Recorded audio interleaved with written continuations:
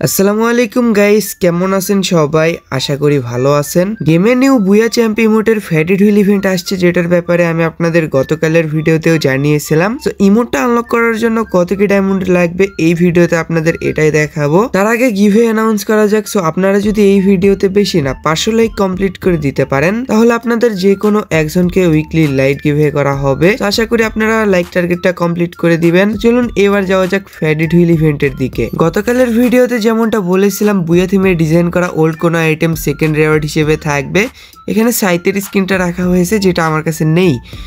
আর এখানে ব্যাকপ্যাক আর লুটবক্সের স্কিন যেহেতু owned, so এই দুইটা আমি রিমুভ করে দিব। ইমোটটা আপনারা চাইলে নিতেও পারেন, নাও পারেন, যেহেতু এটা বাইরের সার্ভারগুলোতে ফ্রিতে দেওয়া হয়েছে। এই ফ্যাটেড হুইল ইভেন্ট আমি অন্তত আপনাদের স্কিপ করতে বলবো।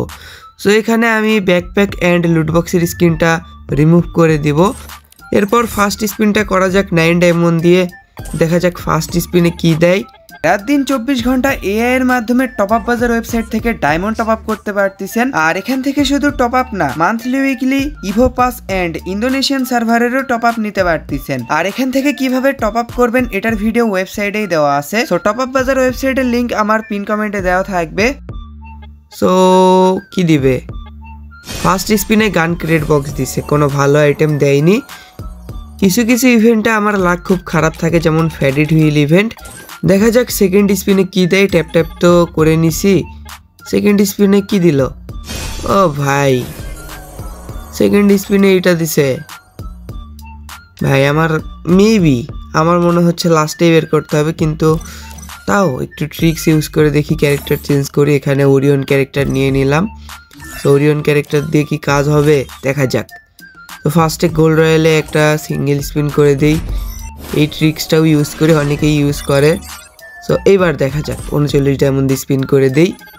সো এই স্পিনে দিয়ে দাও কেনা না, আবারও ক্রিয়েট বক্স দিছে।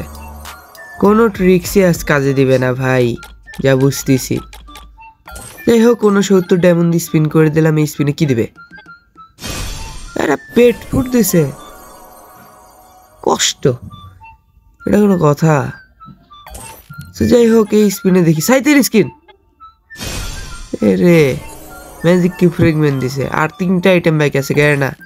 ইমোট ইমোট ইমোট না, লাস্টেই বের করতে হবে।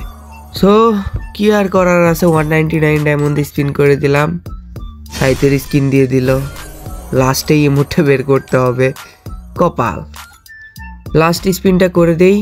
সো এবার তো ইমোট দিয়েই দেবে, আর কি অ্যানিমেশন দেখায় লাভ কি?